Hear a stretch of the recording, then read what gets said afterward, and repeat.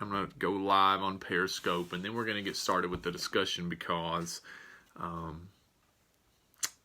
if you're just rolling in on Instagram, I kind of laid out the discussion, this Sunday Swings live show.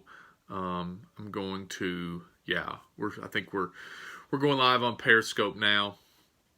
We're going to talk, the topic for tonight is team implementation of weighted bat training and data-driven feedback, such as just something simple as diamond kinetics.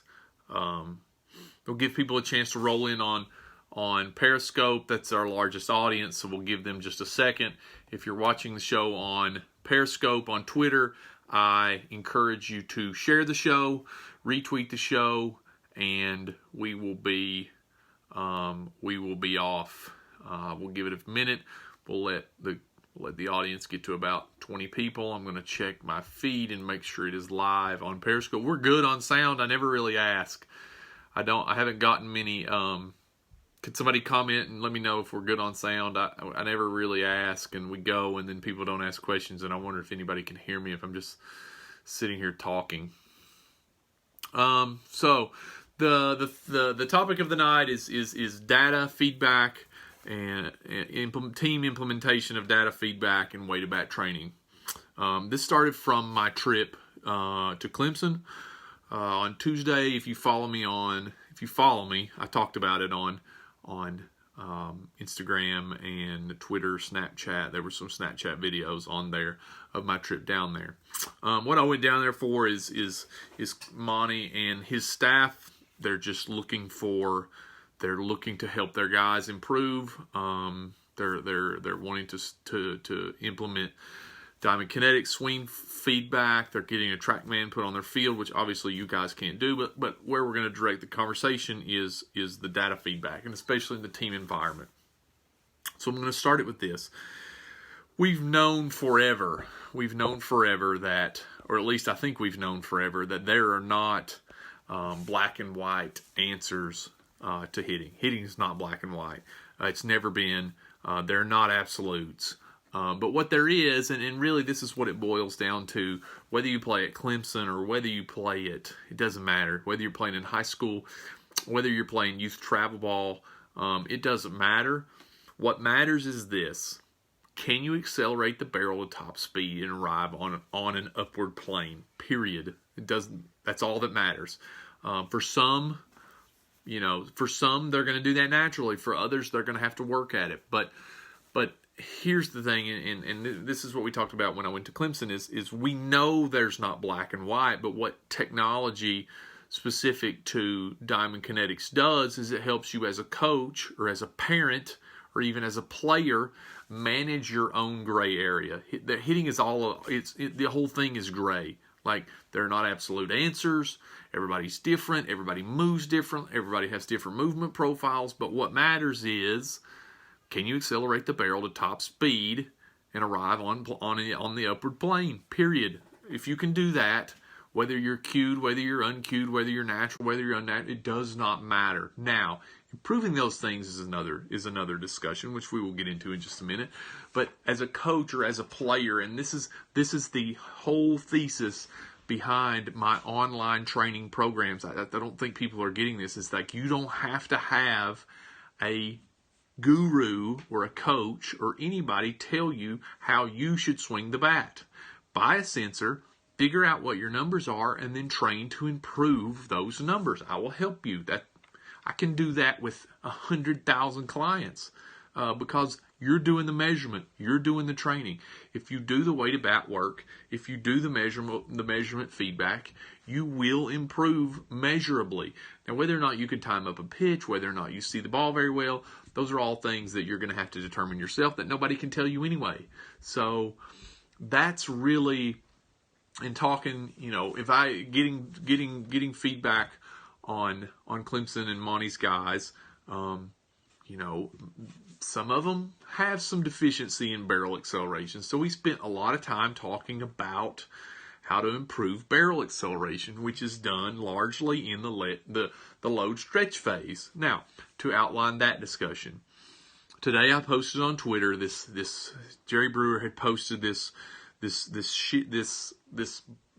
information about swing times, where the swing times being from the start of the movement in the stride phase through the stretch phase to contact. What he broke down was the period of time that the player is moving to contact. And like 80% of the time the player is moving the bat, he is not swinging the bat. Okay?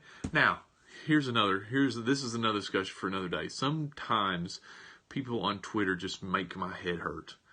I wasn't posting the time frames for any reason other than to illustrate that if you're overcoaching the swinging of the bat, you need to spend more time coaching the load stretch phase, the linear stabilization into stride foot contact. And then people arguing whether the time was accurate and what we were measuring. Like, who cares? Okay? That's not the point. The point was not to illustrate the times being accurate. The point was, and if you read the thread, the point was, here is how and why I spend more time doing these things to improve these numbers than they actually swinging the bat. You know how, here's the simpleness of it.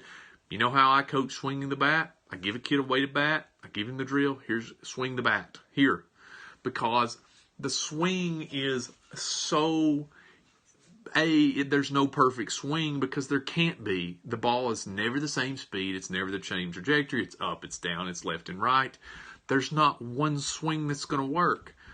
So dynamic adaptability in a swing is what we're after. So that's what weighted bat training is. And talking to Monty and talking to his guys, like his guys are top level hitters of Division I baseball. You're not gonna create a lot of adaptability by just giving them their game bat and then just flipping balls to them or telling them to hit the ball off the tee. You're not creating a whole lot of adaptability. So what we're looking for in the swing is to just put players in an environment where they have to sequence and organize to get the ball in the air. Can they arrive on an upward plane, given anything, given a tree branch, given a 4-foot PVC pipe, given a 40-ounce bat? Can they arrive on plane? Can they stretch? Can they load? Can they stabilize and move out?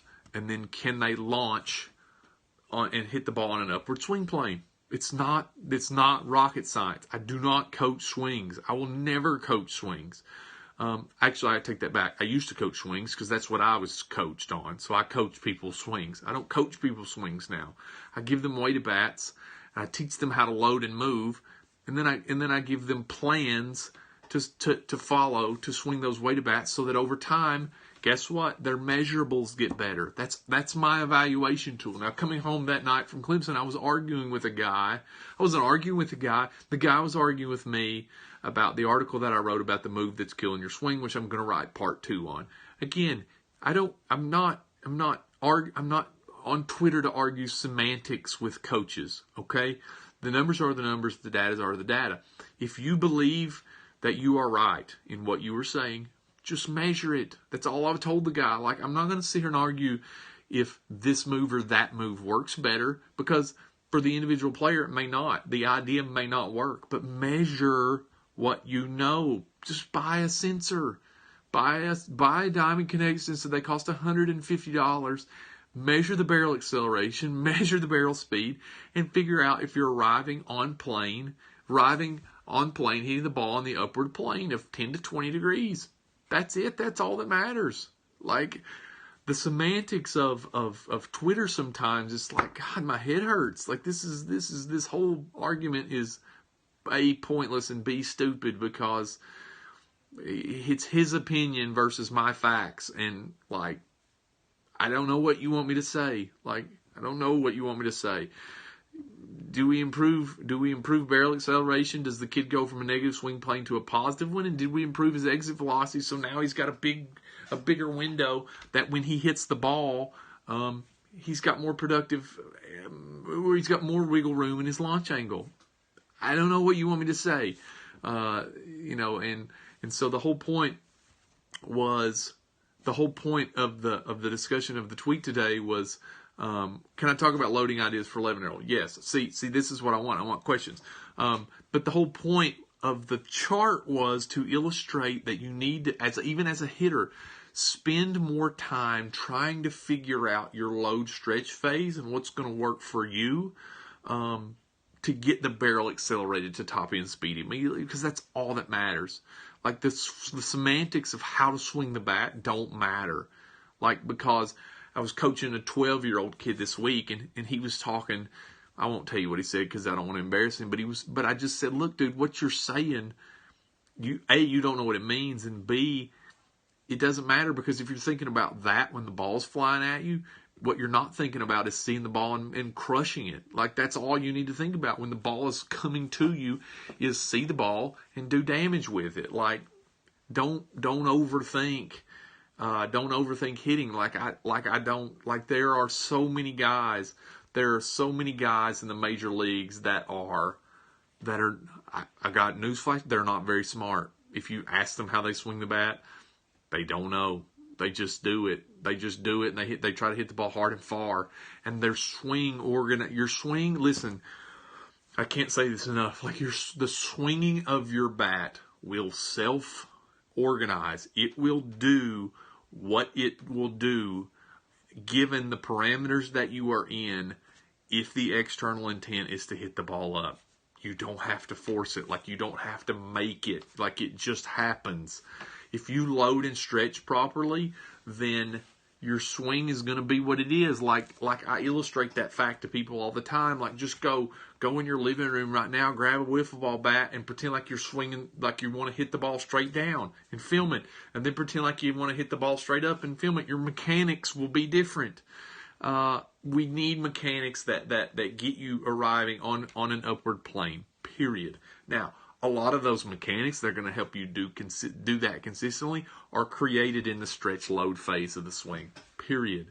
Like, they're not created by manipulating your arms. Like, we had that conversation a lot this week was with young players. And even at Clemson this week, like, some guys manipulating their arms to get the ball in there, letting their hands play. And I get it. Like, sometimes you got to let your hands play to save a swing. I got that.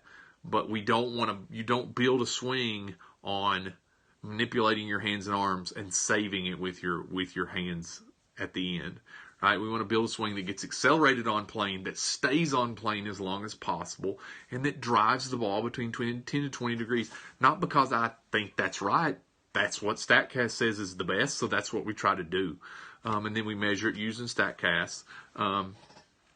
I saw where you were talking about orienting the hip around your back leg, and I was just curious. So I'll answer the question for the 11-year-old. I don't know how advanced he is. So we talk about the back leg and the back hip and the constraint drills. The constraint drill series that we do, the weighted bats, I've posted a few of the drills on YouTube. That is time for the player to think about his parameters that he is going to operate and load in to get the ball up in the air. So back leg and hinge and loading into the back hip and around the back leg is part of that. Because once we create stretch and space, we want to organize and sequence behind the ball to get it up in the air. I don't know how advanced the 11-year-old is. You gotta be real. If he's not very good, then he just needs foundational things such as be athletic, try to hit the ball in the air, try to stay balanced. If he's more advanced, then we can start talking about some load stretch phase. But again, it's for an 11-year-old, he doesn't need all the information. He just needs to know some ideas about what he maybe should feel, and then organizing and sequencing, not helping and forcing the ball up in the air. What I get into a lot with young players is they want to try to help it up into the air. And so if you get a Diamond Kinetics sensor, you will see, and we did our Diamond Kinetics testing at the end of the month this month. What you see is with young kids that try to manipulate and help the ball up in the air, just their swing planes are all over the place, even on balls off the tee. Just because they can't be consistent when you're just when you shut down your turn and you try to help the ball up in the air. You just can't you can't produce consistent swing plane. Again, that's not my opinion either. Like, I've measured that. Like, I've measured that in young players. I've measured that in old players. The only guy that's ever done that in major leagues is Miguel Cabrera. Like, he's the only guy that really shuts down and is able to keep his barrel moving on the same path, and he's been pretty good at it.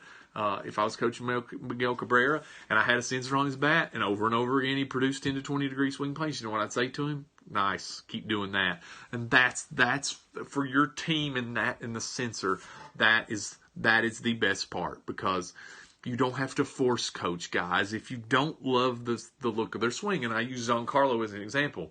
Giancarlo hit 59 homers this year. Okay, if I'm coaching Giancarlo and we're just measuring his swing plane, we say, you know, I know that, like, you can look at his launch angle numbers from last year. His career high homers were 38. He always fought low launch angle because he fought low swing plane. If we put a sensor on his bat, and we saw that, and then we were trying to get ideas about getting his swing plane up, then you're in a cage with Giancarlo, and Giancarlo says, all right, well, I'm going to turn like this and try that. All right, do that. And so then he turns like that, and all of a sudden his swing plane starts going up because he's creating a deeper pivot. And you say, all right, do it again. And then he swings again, and he's 15 degrees up. All right, great, do it again. And then he swings again, he's 20 degrees up. Fine, that works, do that. Like, that's the thing. Like, if you were cueing Giancarlo or you were cueing somebody, you would never tell them to do that. But when a player says, you know what, I want to try this.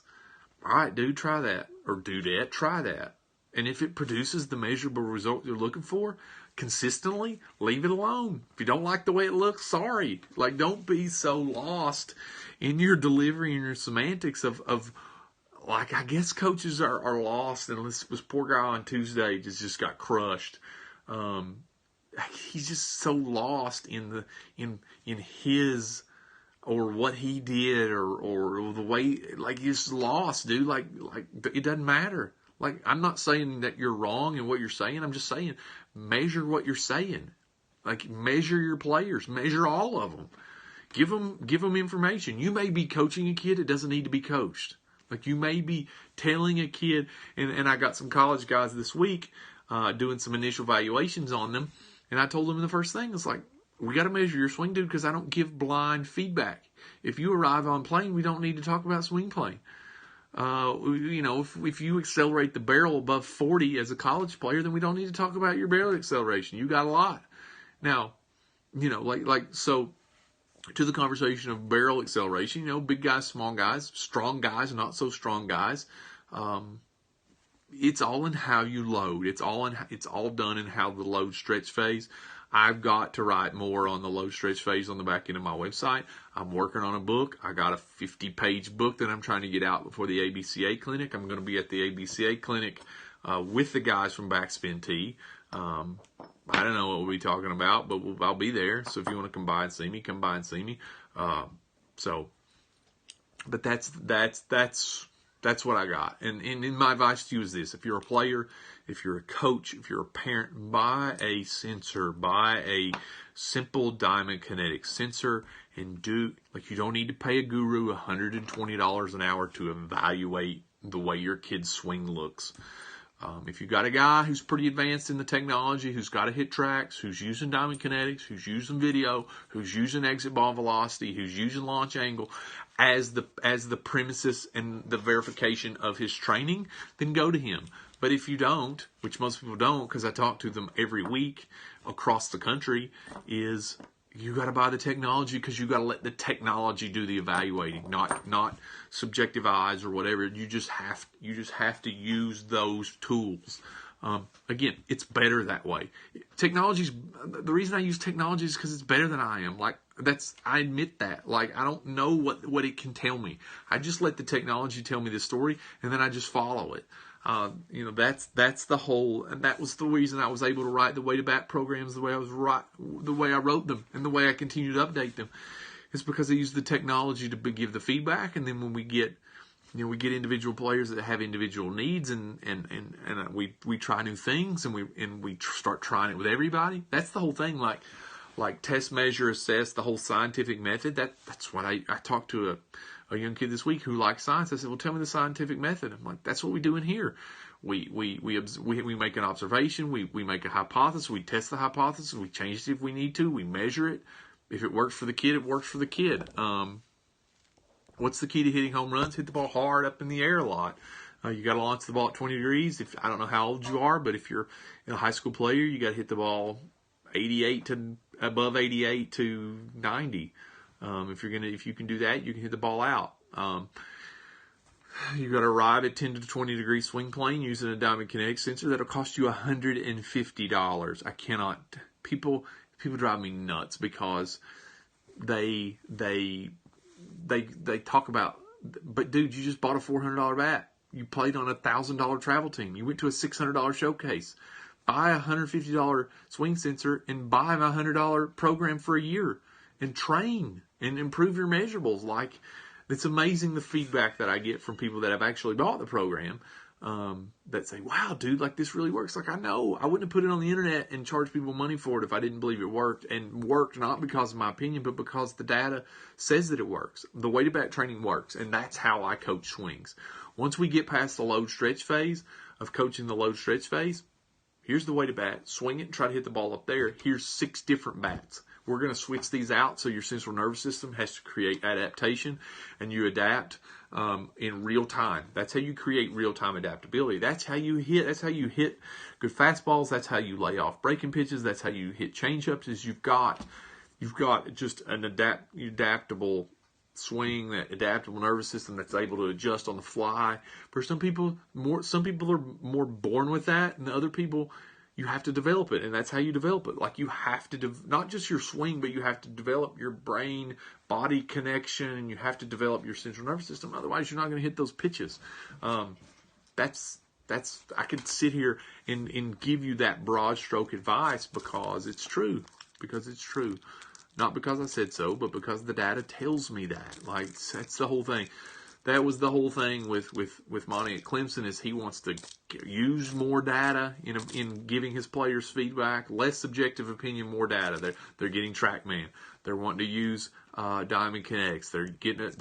They've got a Rapsodo for their pitchers. Like, they're trying to use that as the validation and piece of their coaching, and that will guide where they go with their coaching. That's it. It's so uncomfortable for traditional baseball people. There are days on Twitter where I'm like, I don't know if I can do this anymore. Like, I can't argue with these people because some of these arguments are just so. I'm like, what are we talking? It's like the discussion today about whether the time. Who cares about the time? The illustration is of how much of a percentage of the swing is load, stretch, and stride to stride foot contact, and how much is swinging the bat, and how much people overcoach swinging the bat. I'm talking like that's all they spend 100% of their time cueing the swing. Like, you go to a lesson. I've heard this one 100 times. Well, we used to go to a lesson, and it was a 45-minute lesson, and my kid would take 9 good swings, and on the 10th swing he would hit a ball bad, and then we would spend 30 minutes talking about why that was a bad swing. Hitting's hard, okay? You're going to hit a ball bad. And if you had a sensor, you would say, oh, well, he swung at 9 degrees, he just mishit it. Okay, do that again. Swing it 10 degrees this time. Like, that's all we're trying to do is arrive on playing a lot. If you hit the ball good, if you hit the ball bad in a practice setting, doesn't matter. Arrive on playing 10 to 12 degrees, rinse and repeat, mix in some weighted bats. Eventually, you'll be pretty good, I promise you that. You'll be as good as you can be. How good that is, I don't know. Nobody knows that. I don't know if you want to watch back on the YouTube channel and you want to see the discussion with Eugene Bleeker about artificial ceilings on players. Like, I don't know how good players can be. No idea. It's not my job to determine how good or not good a player can be. You work, and Gators. We'll touch on that too. If you work, then you'll be as good as you can be. And we had that discussion with the high school players this week. Players spend so much wasted mental energy comparing what they're doing to other players. Like, don't waste your time. Just be as good as you can be. It doesn't matter what everybody else is doing.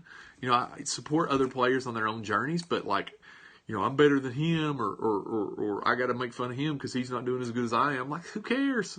Doesn't matter. Doesn't matter. Just do the best you can do. Train as hard as you can train. Get better answers. Seek better information. Get better feedback. and don't listen to the noise. Don't waste mental energy comparing your journey with somebody else's, because it's not a useful practice. But that's what I got. Use technology. It's out there. Use it. If you're a coach, if you're a player, buy a sensor and send me a message. I've spent so much time in the last 3 months on the phone. Like, if you're in my program, I call you. If you have a question and I can't answer it specifically in an email, I'll call you and talk to you about it, because you need answers. You don't need me to stand in front of you. You don't need a coaching guru to stand in front of you. You just need to know what the data means and how you can prove it, and then just let the data be the feedback. Like, that's what it is. It's just feedback. People lose their mind over that. The Gators are terrible. I'm going to the LSU game this weekend. I'll be doing Sunday swings next weekend from Florida. I'll say this about the Gators, though. They're better than the Vols. The Vols are awful. And the LSU's awful, too. That's bad hires. Sometimes I don't know what people are doing. But the Vols will have a new coach next year. $8 million, $9 million buyout for Butch. My guess is probably Bobby Petrino will probably be the coach there. If they were smart, he would be. But I don't know. I don't know how smart people are. I see the Twitter. I live on Twitter, and man, there are days that my head hurts, because, like, I don't know what you guys think. You're like the poor guy on Tuesday. I told him, I said, dude, you're bringing a spoon you're not even bringing a knife to the gunfight. You're bringing a spoon. Like, this whole discussion is, I don't even know what you're trying to prove. Like, it's semantics, and it doesn't matter. Does anybody have any questions, concerns, or regards about what we've talked about in the last 3 weeks? Is we've talked a lot of data feedback. Looking for guests. I'm trying to get some more guests on. I got a couple guests in the works. So we'll be back to the guest discussions, which I like. I don't know if you all liked them, but I liked them. Are there any questions? Are there any questions about hitting, about swings, about weighted bats? Okay. I don't explain this much, but I want to again reiterate what the $100 program that you get is.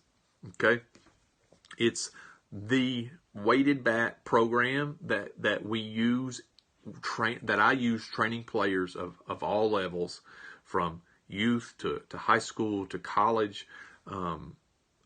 That's the weighted bat training I use. We have the really overweight constraint drills and the weighted progressions. So we progress the weights and we change the weights on the bats. Like, that's why my stuff is different, because if you buy skills bat, or if you buy the axe bat, or if you buy the weighted bat system, you're stuck with the weight. We change the weights every 4 weeks on all the drills. We change the really super overloaded weights. We change the front toss, live bat work. We change the weights. The program that you have access to has the weight progressions of the bats that you change. I've made a video on building your own bats. It's got 12-week weightlifting programs. It's got now coaches guides in it. It's going to have an ebook in it. It's got mobilities in it. It's got stability work in it. It's got everything you need to do on 12-week programs on a daily basis, 3-day, 4-day work week basis, that to improve your measurables. Because other than improving your measurables, I don't know what other time spent in the cage should be. If you're going to the cage and hitting balls off the tee, what are you trying to do? Like, make your swing look better? Because aesthetic doesn't matter, function matters. And if you're not measuring function, then how do you know if your swing specific to you works? That's what I say to coaches. Like, if you're not measuring the function of swings of your team, then how do you know if any of them work? Because if Hunter Pence walked in your door like he was 15, you'd probably try to change him. My weighted bat and Velo Lab online program is on my website, chadlongworthonline.com. Go there, read my free stuff. Go to my YouTube. There's people get mad. Well, you're just trying to say, no, dude. Like 95%. Somebody said that. Like that was the guy that was arguing this week. He said, man, you're just trying to boost business. I'm like, by giving away free information to people I'll never meet? Like, how does that boost business? Like, I don't understand that argument. Like, you're just trying to, I charge $100, $2 a week for the player development programs that I write from a $25,000 hit tracks that you don't have in your town. It's $2 a week. I don't know how that is hard for people. I can't give it away. I wanted to give it away, but people talked me out of it. They said, no, dude, you've worked too hard on this. You've put too much time into this. You can't give it away. So I said $100 for a year. People pay $100 for a lesson. $100 for a year sounded good to me. So, it's all there. I post opinionated articles behind the paywall. There's a message board back there too. You get your own social media profile that you can talk to members within the community on. There's a message board back there that I wrote. I write opinion pieces on because it's just thought pieces. I don't write thought pieces on the internet because the people that write thought pieces on the internet get crushed. Like, everything I write on the internet is backed by numbers, backed by facts. Like, if you want to argue about my stuff that you can see on the internet, you have no argument because it's all factual.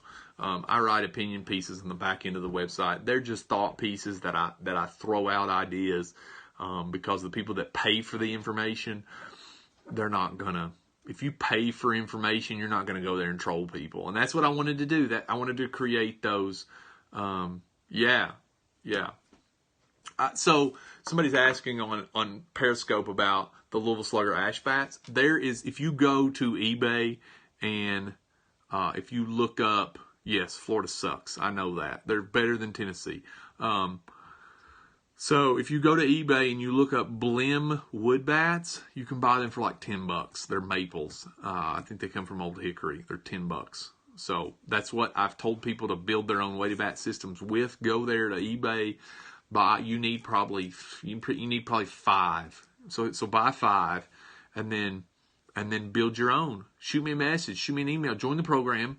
You got full access to me. You got my private phone number. People text me and I call them on my private phone number. I'm not giving it out on the internet, but it's on the back end of the website for all the members that are in the website in the program to call me I want you to email me first if I need, and I'll call you. Not better than Kentucky. No, they shouldn't have lost that. They shouldn't have won that game. I wish Florida was 0-4 so we could fire McElwain. Okay, I don't know. He's only backed into the East because Butch Jones is awful, and so that's my Florida stuff. You can't hire second tier coaches. You got to go after big guys who are proven winners. But yeah, so that's what I do. Buy a sensor, get some weighted bats. So try to learn and understand basic parameters of load stretch to stride phase, and then practice with weighted bats in a weighted bat program. Did I play professionally? Yeah, I played professionally. I got drafted by the Indians. It's in my bio. Go read my bio. If you don't know about me or watching this for the first time, go read my bio on my website. It's chadlongworthonline.com. The About Me page, you can read it there. I wrote some stuff on there that I never really talked about before, so it's a pretty accurate description of my journey to where I am now. What are my thoughts on all these stupid NFL teams? Look, I don't have any. I don't care. Like I don't get political. We're not going to politicize what I'm doing. Like, I don't care. You do whatever you want to do. Like, I don't care. I just want to teach people to rake. I just want to teach young players and players to hit home runs.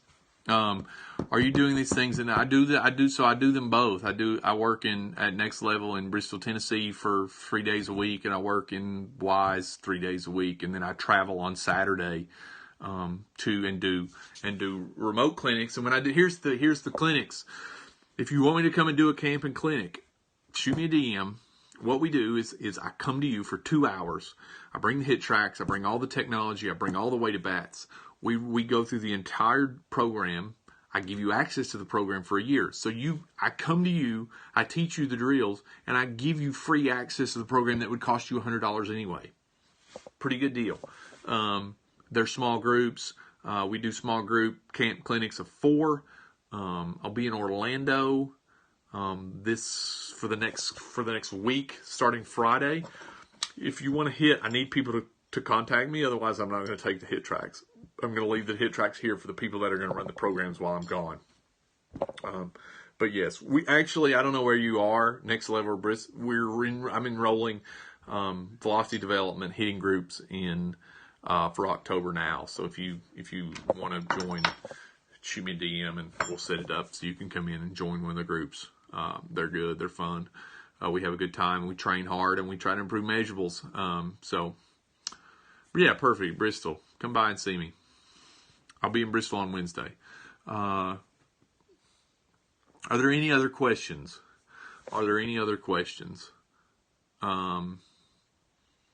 Florida's terrible, I know. They're better than Tennessee. They're not going to beat Georgia. When using the swing sensor, how much you adjust to meet your goals? Let the player find their swing or have certain cues to feel. So I don't have anything planned in Orlando. I need people to contact me. I don't have a place to go train. Actually, I do. I just need I need small groups to say, hey, we'd like to train with you, 4 people. So when we use the swing sensors, we use the swing sensors to evaluate where they're deficient. And then we talk about things to improve their deficiencies. We give them a weighted bat program. We give them daily constraint drill program, which is really overloaded bats, like plus 16s, plus 20s, plus 24s. They go through their drills. Then we get into some more in-loaded, knob-loaded, underweight front toss work. We try to shoot for 100 to 150 swings a day. And then we reassess, remeasure. We use a lot of video. Video is super important. And we use video and the sensors to be the feedback. Knowledge of performance, knowledge of result. That's the best you can get. I don't think that many of you have the access to get a hit tracks. I only have one because I'm stupid enough. I basically took out a car loan to buy hit tracks because I thought we needed it. But I need people to join the program to help me pay for that. What's the weight of 11-year-old boy should start swinging? Swings at 30-20. So when we do 11-year-olds are different because, so I'll say this about 11-year-olds. I'll tell you this about the program. When you swing weighted bats with 11-year-olds and you're going to do knob load and end load constraint drills, make sure the knob is heavier than the end. It balances out pretty well. If you try to do them the same, or if you try to overload the end more than the knob, it doesn't work for them. So I let players find their own swings. Back to the question, I let players find their own swings. I measure them. I try to video them. We track ball exit data. We track launch angle data. I let players watch their own video. I let them engage me in conversation. I let them engage me in questions. If they don't ask, I don't tell them. I talked to a dad this week. He said, "What do you think about my son's leg kick?" I said, "How does he hit?" He said, "Well, he hits good." I'm like, "Then it's fine." If he starts to suck and he's just okay with sucking, then let him leg kick. If he's sucking and if he wants to be better, then he wants to change his leg kick, then he'll change it. Otherwise, he's just going to be okay with sucking. Like, if I have to talk you into not sucking and you suck, then that's on you, not me. If you suck, then you don't want to change it, then that's on you. That's what I tell players. If you don't feel good, if you're not having success in the stance you're in or the load you're trying to do, and you don't seek change, then that's on you. Like, it'd suck. Like, that's fine. I don't tell players how to do anything. I just try to give them feedback, let them engage me, give them weighted bat programs, let them self-organize. We measure it. Like, I know what all my guys are doing. I know what all their measurables are. I know they improve, but, for the ones that struggle at times, I will maybe casually ask them, "Hey, like, you happy with the way things are going now? What would it take for me to do a clinic of 12 players? Get 12 players and get me and call me. I'll come to Texas. You may have to pay my travel to Texas, but 12 players. The clinics are 12 players, $100 a player. It's easy. 2 hours, 4 groups of 4 for 2 hours. You rent the facility, You recruit the players. My take is $100 a player. I'm constantly changing something all the time. There's always something to improve on. So that's a good point. Like, if you don't have data feedback and you don't know with certainty what you're doing is correct, then you're going to be constantly changing in a way that you may not need to change. Like that. So I was talking to Monty about that, and when he was having a meeting with his strength coach, and I said, part of the reason that I struggled as a player is because I was searching for answers that I didn't have. Data gives you those answers. Like, the technology gives you the answers. Like, it provides you the clarity to know what I'm doing is working. If it's, if you were -10, then you're swinging down through the ball. Like, you don't need to do that. Like, that's not my opinion. Just measure it. And if you have clarity, that kind of gets you through the struggles of having the clarity to know what I'm doing is right. I just got to keep plugging away, because baseball's hard. Like, I got a college guy in junior college now, and I'm like, dude, you just got to be patient, because you're fine. Like, your stuff is good. Just be patient, find your timing, relax, and don't press, and let your stuff happen. And he hit 2 doubles in a game yesterday, almost hit a bomb. Like, it's like, just be patient. Like, you're fine. Like, what you're doing is right. We know that. We've measured it. That's not my opinion. That's a fact. Facts don't lie. Whatever. Any other questions? These are good. This has turned out to be good. I never know how these are going to turn out. But yeah, take ownership of your own game. That's my advice to players, parents. I talked to one of my college guys this week. He was talking about his coach. I'm like, dude, your coach doesn't have anything to do with your weighted bats. He came and trained with me this summer. Use your sensor, use your weighted bats. And your coach has nothing to do with any of that. Like, just run your race. When you're on time in a game and you hit doubles, your coach is not going to say anything. Period. He's not going to say anything. Well, what are the low variable movements that you see during the low stretch phase? What are the low variable movements that you see? I'm not exactly sure. Low variable movements. Things that we can do consistently, low variable. So during the low stretch phase, so I guess high variable would be using a lot of using a lot of small muscle groups to incorporate stretch and low when we want to use large muscle groups. I talked about prime movers today, using prime movers, lats, scap. Like hands. Like, the guy this week on Tuesday was talking about hands. Like, I posted videos of 9, 10, 11, 12 college players, D1s, D2. Like in any of those guys, we never, high variable. That's kind of high. So high variable, style based. I'll say this about style based. Style without function doesn't mean anything to me. If your low if you're doing something in a low to look a certain way, then stop. Okay, if it doesn't have function, then don't do it. I will ask players, why are you doing that? Well, I don't know. What do you think it does to help you? Well, I don't know. Then stop doing it. It's that easy. Like, I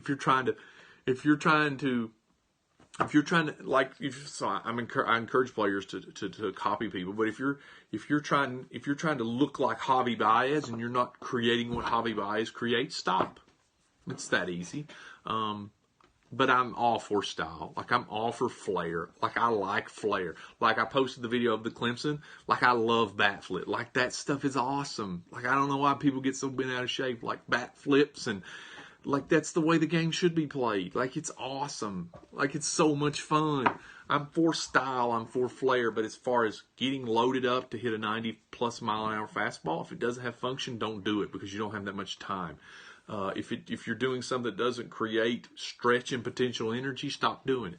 Internally rotating the back arm, not flipping your hands at it. A lot of players flip their hands trying to fake. They're trying to look like Donaldson, so they flip their hands, and now their barrel's out of spot, and it's not a good thing. Donaldson doesn't flip his hands. He internally loads his back arm to create potential energy in his shoulder socket. He uses his gap to pin that thing in there, and then he moves out and stacks his head over his hip. Like, that's what he does. Other players don't do that, but that's what he does. Can you see stretch when it's created? Yeah, it's in the jersey. So I posted a video on Seth Beer this week on my Instagram. Like, look at his jersey start to like pull around. Like, that's stretch. Like that, using that back arm to create stretch in your. Can you see your muscle stretch? No, but you can see it in your jersey. The jersey gets like stretched out in through the core, like we're creating stretch and taking slack out of the core. So now the turn can be really efficient, and the arms stay in sequence with the turn of the body, which is last. The arms and hands and the barrel turn last. That's what we're trying to create. The longer you can pin that scap in there, actually the longer, if you can pin your scap down to front leg stabilization, you're good. That's a little more advanced, though. Do you work with softball players? If so, yes, I work with softball players. My approach is exactly the same. Actually, my approach is a little bit more to the stretch phase because girls don't have muscle laxity or they have so much muscle laxity they have to work really hard to get the slack out of their system to create an efficient kinetic chain to turn in sequence. What is the difference between sliding head first and sliding feet first? I don't know how to answer that. Obviously, sliding head first is going in with your hands first. Sliding feet first would be sliding feet first. I don't know how to answer that. Are there any other questions? These are awesome. Somebody asked about back arm. We talk about back arm. Can you see the load of the rear hip leg when it happens? From a hinge. So here's two thoughts on the rear leg load. Hinging being one, externally rotating being two. Can you see the femur, the big bone in the upper leg, turn out? A lot of coaches teach knee inside the ankle. I teach knee over the ankle, and the knee stays over the ankle, so the femur really externally rotates and stretches out that IT band, and then at that stride foot contact, you want to load everything to where it snaps. Right, at stride foot contact, when linear ground force blocks and stops, all that stretch, that potential energy and stretch you created back here turns into kinetic energy within the sequence up the body to accelerate the barrel as fast as you possibly can. 0 to 60 and 50 G's of the barrel acceleration to hit the ball 96 miles an hour without muscle force and effort. That's what we're going for. Long story short, that's what we're going for. At high level swings. We're talking about like guys at Clemson, college hitters. That's what we're talking about. We're talking about pinning the scap and internally rotating the back arm and creating load and stretch in your hip and letting your knee stack over top of your ankle so that your leg externally rotates and really stretches your hips out. So on linear move, all that stuff happens and external tendon governs your swing. Here's some weighted bats. Let's practice that. That's what we do. And then we measure the outcomes. And then we wrote it on the internet and everybody can have it. Because I'm not romantic about I'm never going to coach again. Like, it's not like I'm going to. So if you haven't watched every one of them are on YouTube. This is the 14th one. 13 are on YouTube. You can watch them all. We've had guests. It's just been me. But this has been good. And this has been long, 50 minutes. They're usually 30 to 40. Had Brent Rooker on one week. Had Connor Dawson on one week. Had Eugene Bleeker on one week. Looking for more guests. Hopefully get Monty on from Clemson just to talk about his fall. That's what I'm working on. But this has been good. Are there any other questions? Low stretch phase questions. We got kind of in depth of low stretch phase tonight, which is what you should be talking about. 80 to 85% of the swing is the low stretch phase.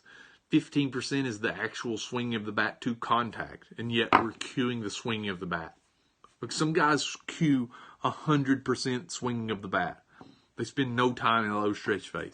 And then they don't measure anything, and then they sell people who don't know any better this bill of goods like, oh, this matters. Like, no, it doesn't. Like, quit. Because you were a good player, now people trust and believe you, and you're just selling them. You're just taking their money and selling them bill of goods on stuff that doesn't matter. Stuff drives me nuts. It drives me crazy. There's not much about baseball I like other than trying to help people and players that actually want help. Arguing with coaches is maybe my least favorite thing of all. Like, I hate showcases. I hate travel ball. Like, I hate most facility life. Like, I hate it. But that's why I do what I do. I'm trying to give people information, measurable information on things we're doing, on things we're adjusting, and that's what I do most. And then I talk about it on Twitter, and then people want to argue. Are there any other questions, concerns, or regards? It's been awesome. So if you don't follow me, no. Are they $100 a day? No. My work in the facility is cheap. You know, it's cheap. Depends on how much you want to train. If you want to know how much it costs, shoot me a DM. But it's not $100 a day. No. So I don't do individual lessons. Caleb's dad, we took your training. Want to say hey and thanks again after your class and rest. Yes, so yeah, it's a guy that came to the clinic in Charlotte. Keep training, man. Keep it up. Shoot me DMs if you need it. Build yourself some weighted bats. Follow the training programs, and you'll hit balls harder and farther than you ever imagined. Any other questions? So if you don't follow me, if you want to watch the rest of these, they're on YouTube. I'll post last week's on YouTube tomorrow, along with the Sunday Swings music video that I post on Snapchat tonight. I'm going to do that after I end this here. If you don't follow me on Snapchat, you are going to miss it tonight. See Long Baseball. Otherwise, if you watch this later, please retweet it. Please share it. Go check out my website, chadlongworthonline.com. And we will be back next Sunday, hopefully with a guest next Sunday. And I'll be in Florida next Sunday. We're taking my family to Disney. I'm going to the Florida LSU game. I'm going to the Florida Texas A&M game the Sunday after that, or the Saturday after that. I hope, who knows? We'll see. But thank you all for watching. Again, if you've got questions, I have open DMs. DM me anytime. I want to help. And then go follow me on Snapchat, See Long Baseball. I'm going to post a Sunday Swings video. I hate to brag, but it's awesome. Chad Longworth again, Sunday Swings. I'm done.